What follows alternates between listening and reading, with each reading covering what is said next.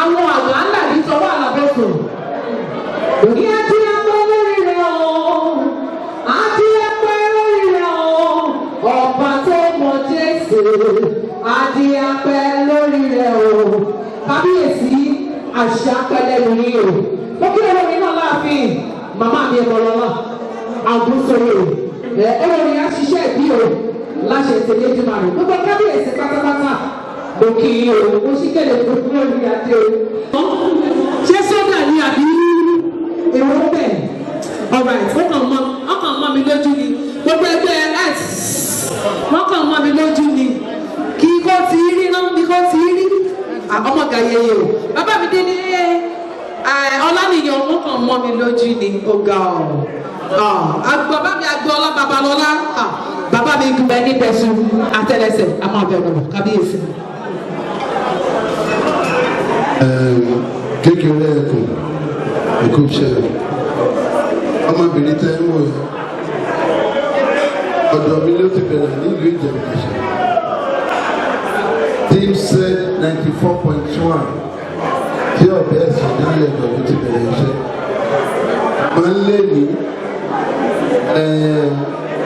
tẹ̀rí olówó gbọdọ̀ gbàyàwó ọ̀lẹ́ o ọmọ mi ti bá ní ká yayé fẹ́lẹ́ lọ. Òṣogbo ló wà ń sè ní broadcasting unit ìka Ayéfẹ́lẹ́ ṣùgbọ́n kò gbàgbé ilé inú mi ní ọgbà tó ń sọ pé òun wá pè láti wá ṣe MC lẹ́yìn ó disappoint wa rí ó lè rò pé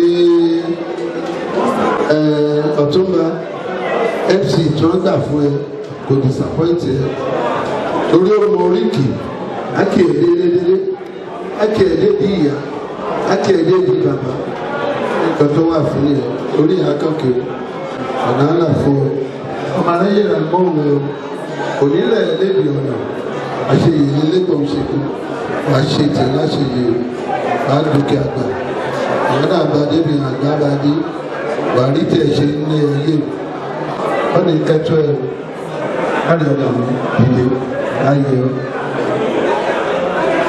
Now, mi ò mọ àkọ́kọ́ máa fẹ́ kí n wá sọ o torí wọn sọ fún mi tẹ́lẹ̀ àwọn bàbá mi wọ́n wà ń jókòó àwọn ọ̀sán yẹn wà ń jókòó àwọn oníbò òjò wà ń jókòó àwọn awọ́bò àwọn àna wa wà ń jókòó wọn ní kó wá ń jókòó àbí kó wá sọ̀rọ̀ èmi kékeré yìí ọmọ tó sọ̀rọ̀ ìgbọ́nà ìkan kékeré ẹ̀kọ́ ló ń jẹ́ ọ̀wọ́ ẹ̀ sọ fún ilé mi èmi náà ní last born ilé wa bàbá mi ní ìyàwó mẹ́rin bá mi ní wọ́n fẹ́ bẹ́ẹ̀ ìgbẹ́ ìrìn àjò tó yẹ máa rìn ibi tí ọlọ́ba máa gbé èèyàn dé èèyàn á dé bẹ́ẹ̀.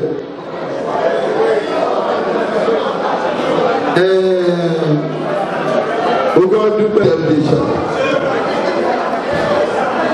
àwọn bàbá méjì tí wọ́n wájà síwájú mi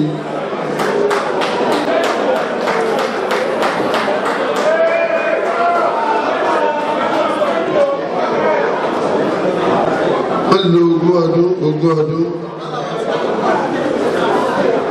I am telling you today I became the king at exactly 40 years after the demise of two of my predecessors. And when I was coming to this world, I did not name myself. My name came through inspiration.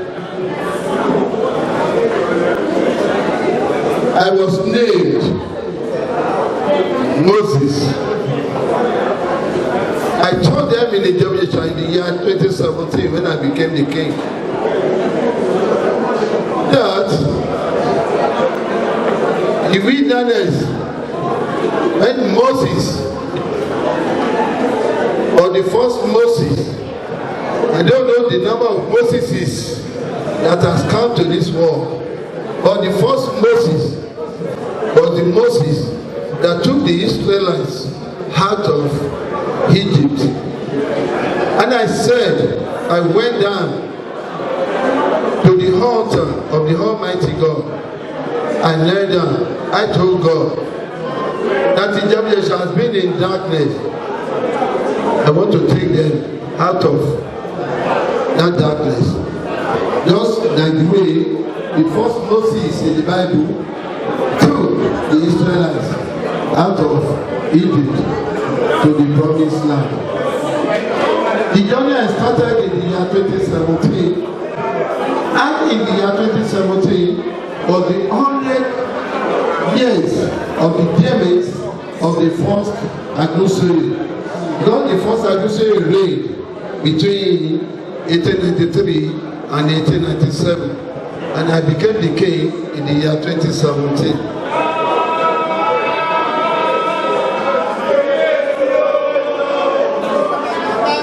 My journey through life is left in the hands of the Almighty God. When I became the king, as I said, I knelt down, called on the Almighty God that Ijebu-Jesa, we have to move forward. Ladies and gentlemen, in the history of Ijebu-Jesa,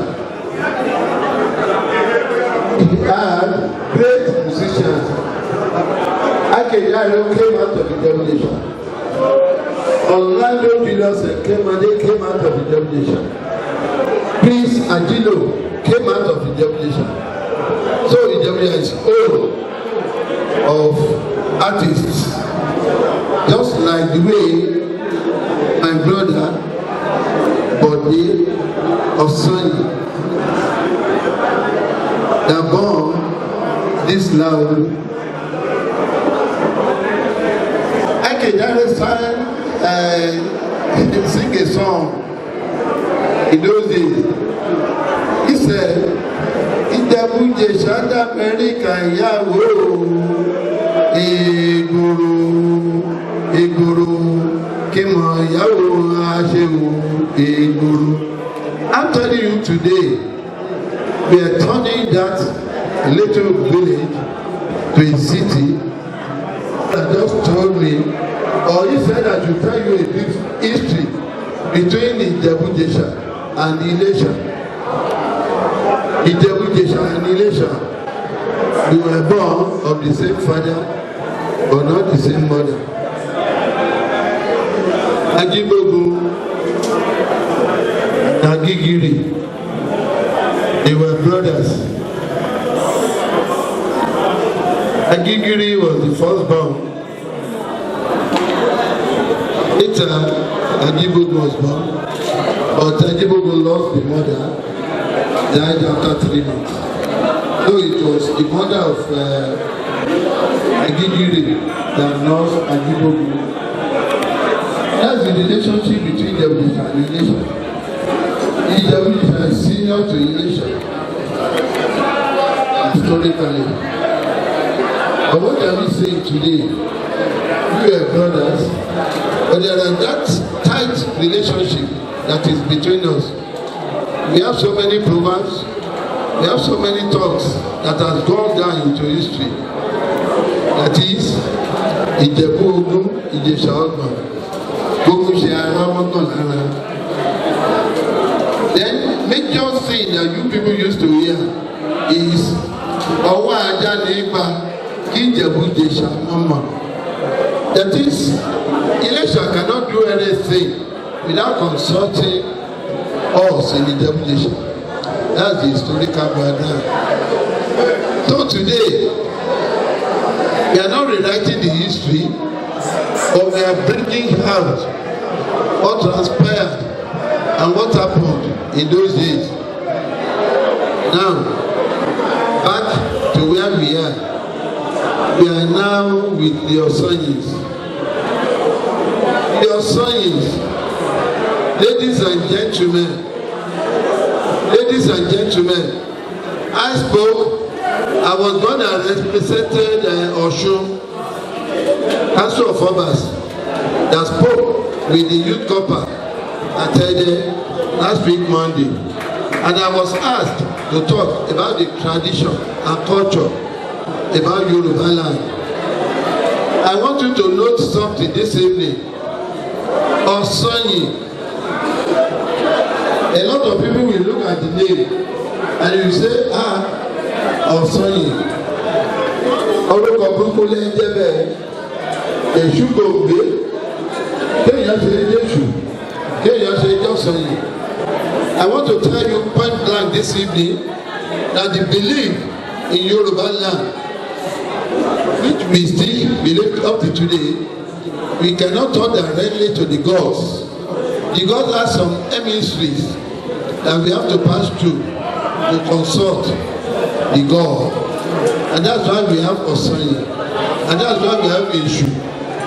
Eshu is not a deity that is so devilish. Eshu is one of the gods that we send to God Almighty to go and talk and deliver our messages. Those are the things about the Yoruba. Yoruba believe in a lot of cultures. We don't need to mix culture with religion. Culture is inheritance. Religion is your belief. Religion is your belief. I want you to differentiate between culture and religion. As a Christian today, that's my belief. Muslim today, my belief. But when we talk about all this free tradition, kábíyèsí ò ṣe nǹkan bí ìjọ ọlọ́run lọ ṣùgbọ́n nǹkan àbáláyé ẹ má jẹ́ ká lọ wọn sẹ́yìn. Èèyàn làwọn pásítọ̀ tó ṣe jẹ́ kú mú yìí lóní o. Ṣé ikú níyì ni àbí ikú olókú mú yìí? But his own belief is a Christian. But the tradition and his culture, the background of that name, he still believes in it and he still holding on to it up to him. So my people are saying, I appreciate you for holding forth to the name. What is a name that will be respected and the culture must be maintained. So ẹ̀yin ará Èkó ẹ ṣé o, adúpẹ́ lọ́wọ́ yín ẹ kú rìn o, ẹ ti rin àrìnyẹ ẹ tún máa rin àrìnyẹ o. Ọba yín ni mo jẹ́ o, mo bẹ́ẹ̀kọ́ tán o, tẹ́ bá ti gbá àwọn awóbòkun àwọn ṣíkú adé gbogbo ọmọ ìyá ni wá o, tẹ́ bá ní nǹkan rí ṣe ẹ máa pè wá àjẹ́ yìí ẹ má dòkè torí Ọ̀sanyìn nìkan. So ní orúkọ gbogbo ìlú Ìjẹ̀bú-Jésà àti the Osanyins, the Oníbọ̀jẹ́, the Fashakins and the great names Akedairo and co don be pass to ìlú Ìjẹ̀bú-Jésà. Wọ́n ní kí n dúpẹ́ lọ́wọ́ yín pé ẹ̀yin náà ṣoríire o, ọ̀gá ńlá fún yín o, ẹ̀kúnlẹ̀ ayọ̀ lọ́dọ̀ ọmọ yín náà ní àyànjú o, àpọ́nlé wá pààyàn náà lé o. Ẹ ṣé gan ni, may the Lord bless you all. Thank you. Kábíyèsí kájí apẹ́lórí àtàtà pẹ́lẹ́sẹ̀ agúsóyè ilé ìgbòho ọ̀jagun kẹ́rùkù sọ́kùnrin Otunba Ọ̀sányin. Ẹ mọ̀ bẹ́ẹ̀ ni o, ọbẹ̀ níbẹ̀ ṣe àtẹlẹsẹ̀ àmọ́ abẹ́ náà bọ̀. Wọ́n ní kẹ́kọ́ lédè Ìjẹ̀ṣà. Kábíyèsí o, adépẹ́lórí bàtà pẹ́lẹ́sẹ̀. Kábíyèsí adépẹ́lórí bàtà pẹ́lẹ́sẹ̀. Sí, mo dúpẹ́ sí.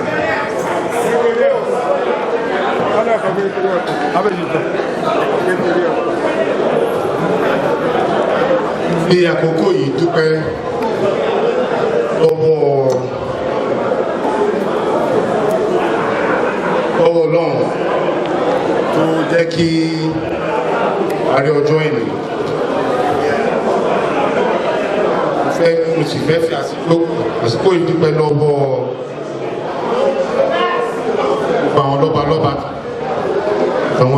bá mi wá sílé ni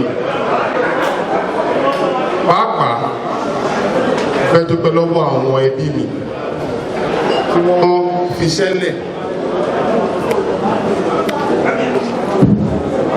When I put my mix in English here, for emphasis,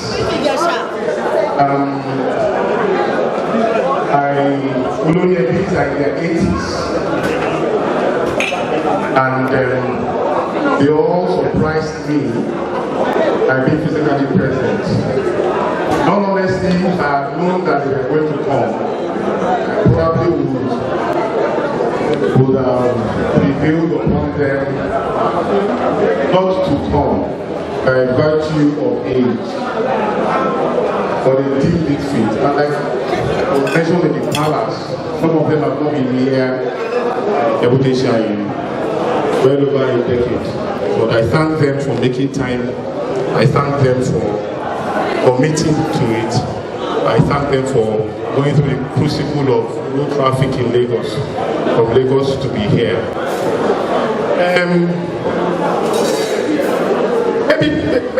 I think I should publicly disclose something that I haven't really done before, well, to a lot of people.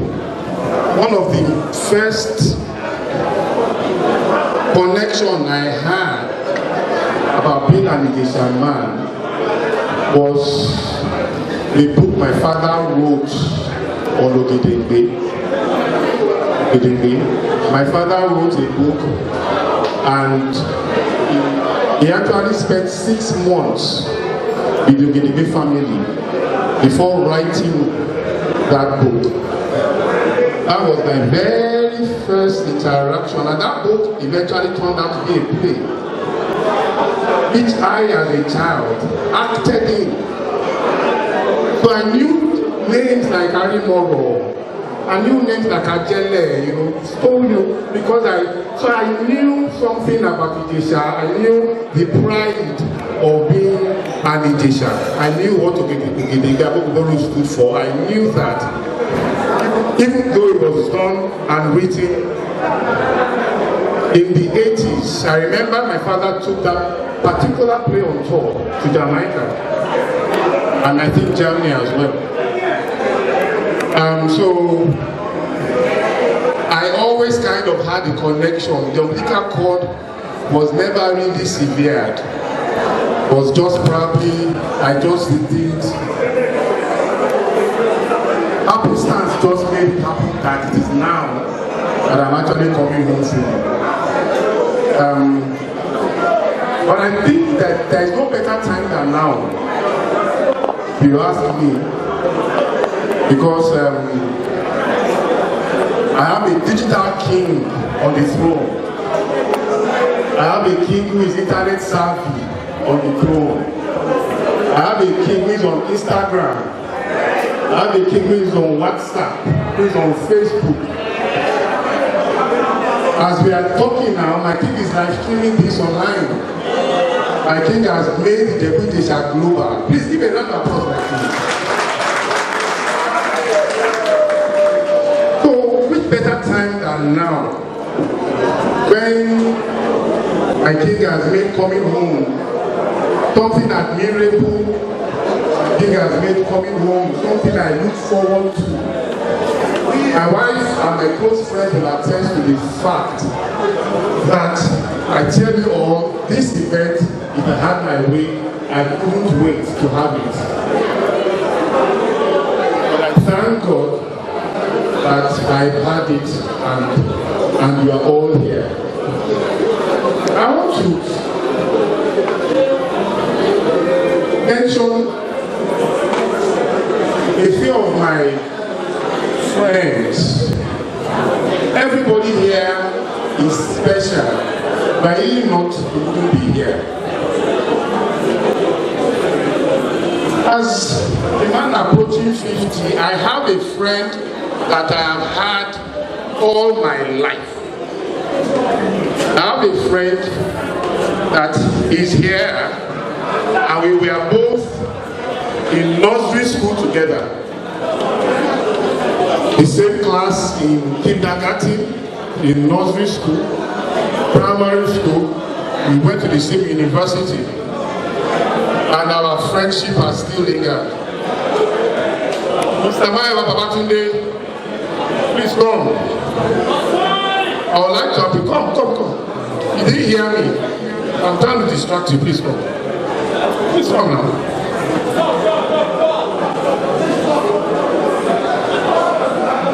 How is this calling you?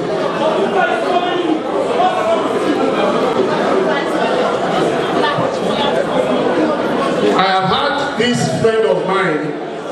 I have had this friend of mine from kindergarten, nursery school, the same class, primary school, the same class, university, the same university. He just did not read law, but we thank God that we are both alive. And he didn't fit. He's a very busy man, but he didn't fit to be here.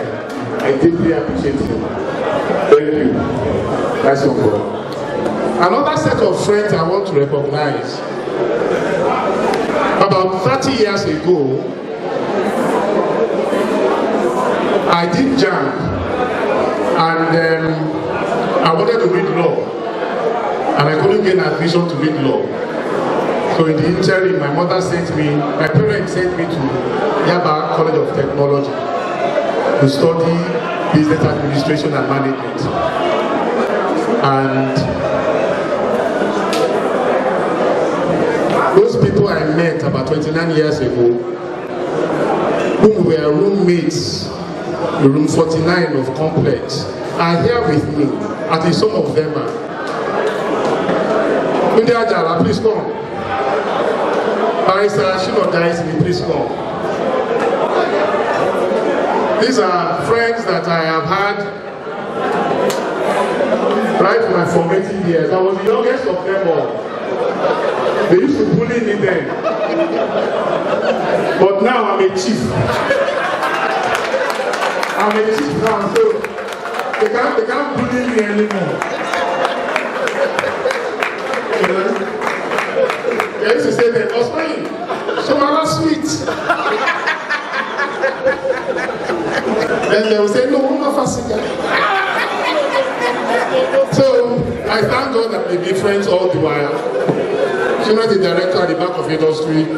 Tony is the director at the back of industry. Shona is a very senior lawyer. So please appreciate them.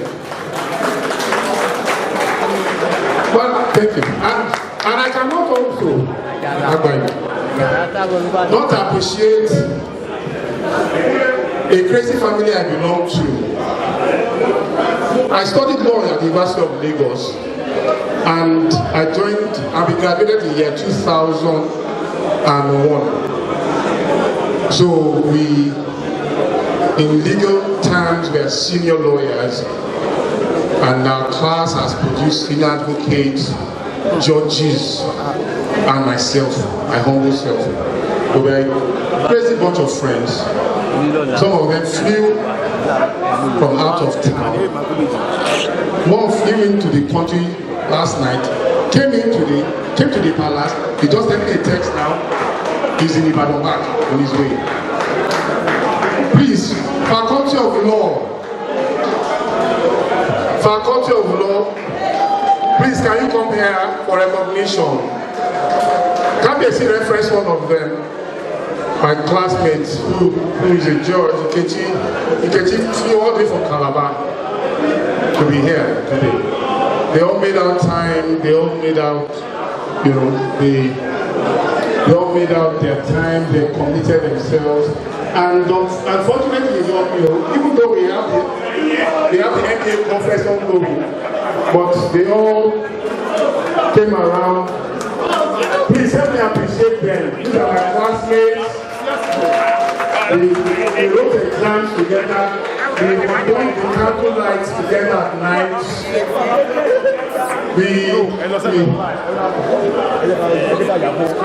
argue now, unfortunately, some of us have the misfortune of appearing in court and be saying my lord to someone like Ikechi.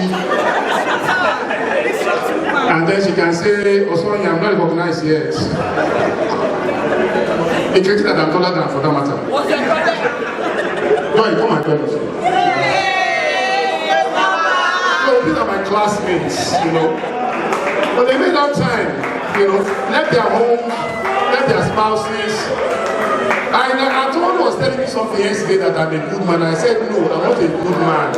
But I think I'm surrounded by good people. Yes.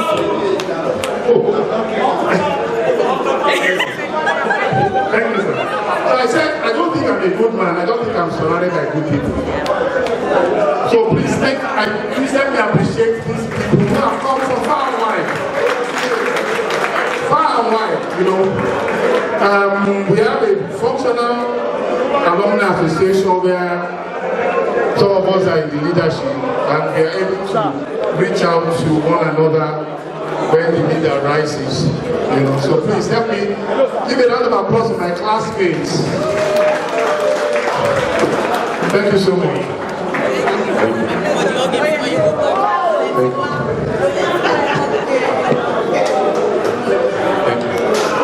I also belong to a church. I also belong to a church, the African Bethlehem Cathedral Church in Ijebu-Jesa. And I have only one society. I'm not a good multitasker. The Bethlehem Building Society, which I was General Secretary for several years. They've been here since yesterday. Members of the society, please can you just come forward?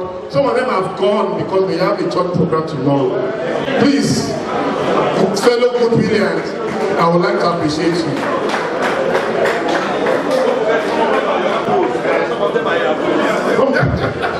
You know, at the time when I joined, and we want to also respectfully call our president emeritus and our patron.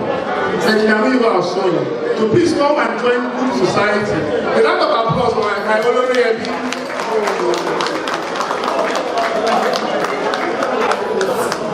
Hello.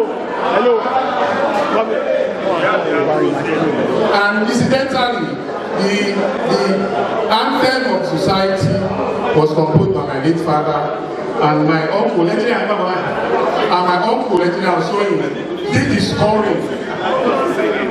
the scoring. And so we'll just sing the anthem here. The first stanza of the anthem. Ọlọ́run Áfíríkà dájọ́ èèyàn dúdú sí ìfẹ̀nurere ṣèníyàn kó bá wa gbé. Ká jẹ́ ọ̀kan ṣoṣo nínú Jésù Kristi wa.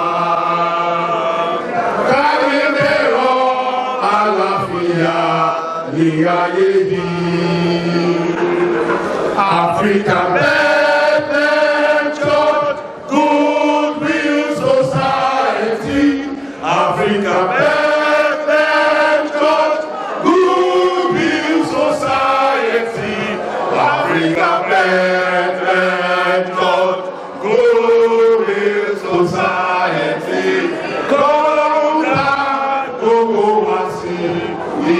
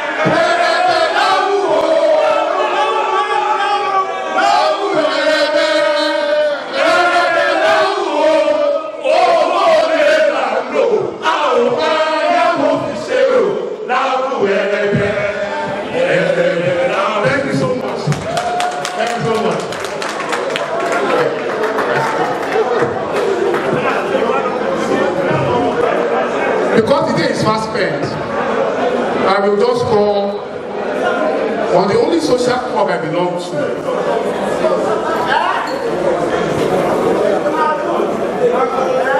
I'm privileged to have joined that club about 14 years ago.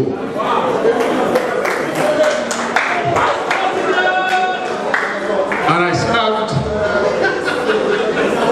as sports secretary, as general secretary, and I thank God that today I'm the current vice president of that club.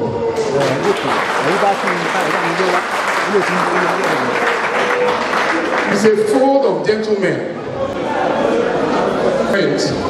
And we call ourselves Fs. F stands for friends.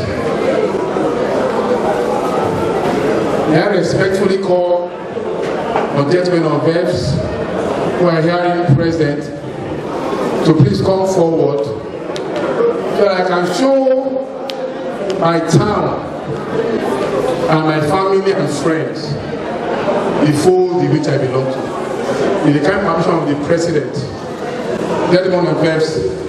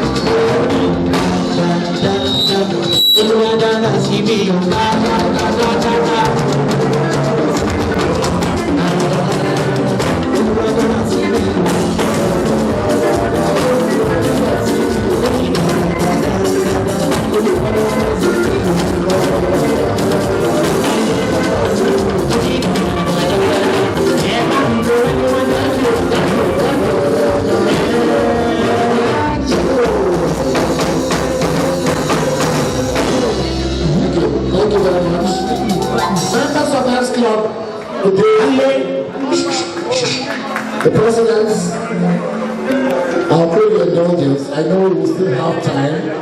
We are not traveling tonight. Anybody that has not gone right now means we will stay here till tomorrow. And if Kabiyesi so permits, you will stay here till Monday. We stay till Monday. Oba Lashe. F-Club members, please. Members of F-Club, please. We ask that you come forward.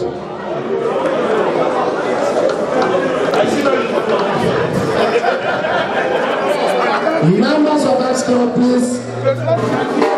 We are responsible to come forward. And I will ask that my agbada be brought forward. The agbada. Jehovah. Ẹjọ́.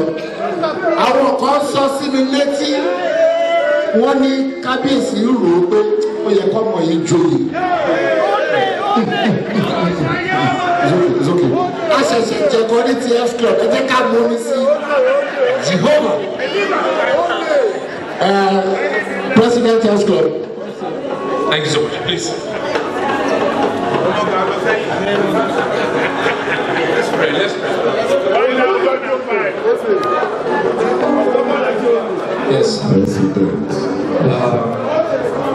Obviously, thank you so much for the warm hospitality, all those things.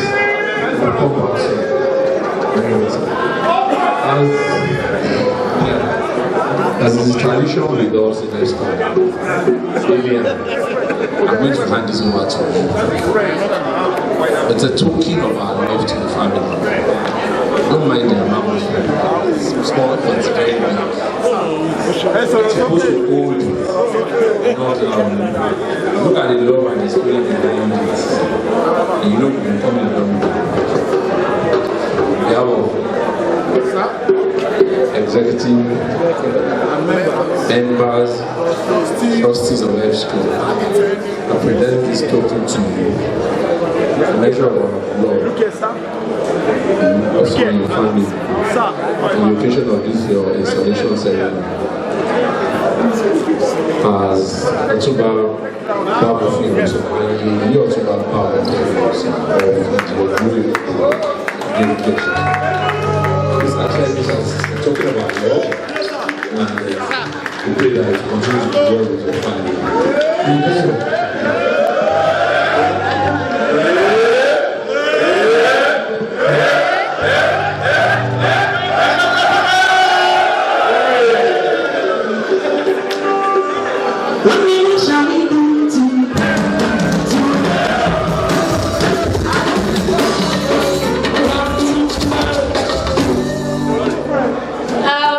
Good evening, everybody.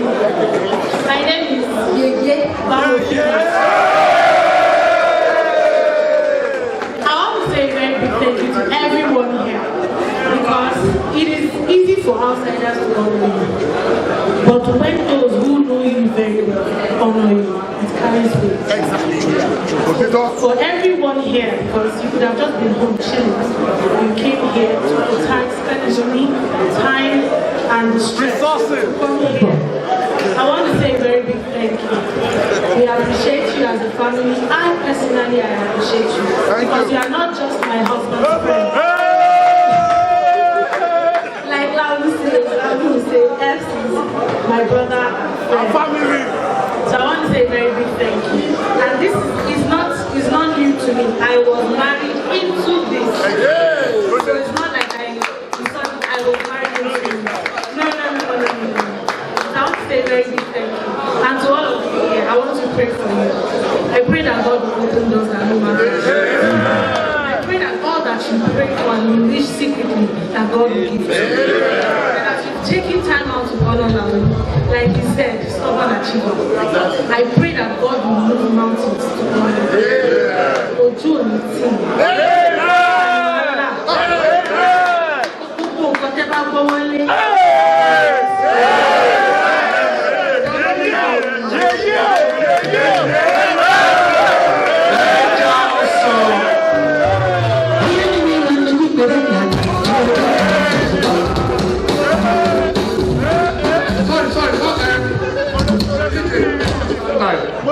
Yes, let's go. Please give them a round of applause. It's also to say this, that my family is intertribal and my in-laws are here. And the only thing I can do is to honor them. EJ.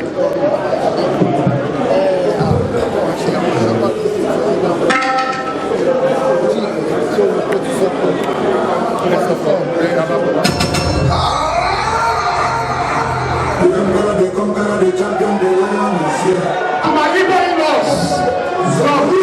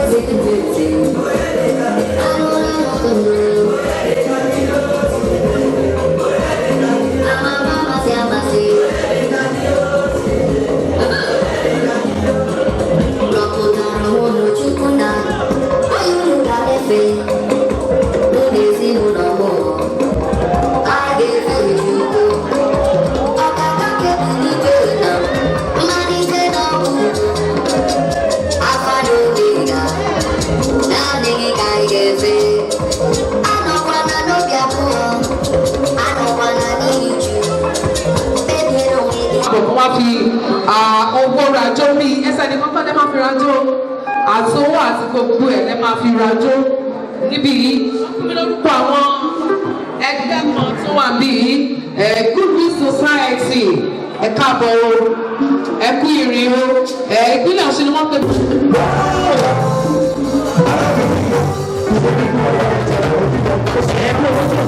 Ah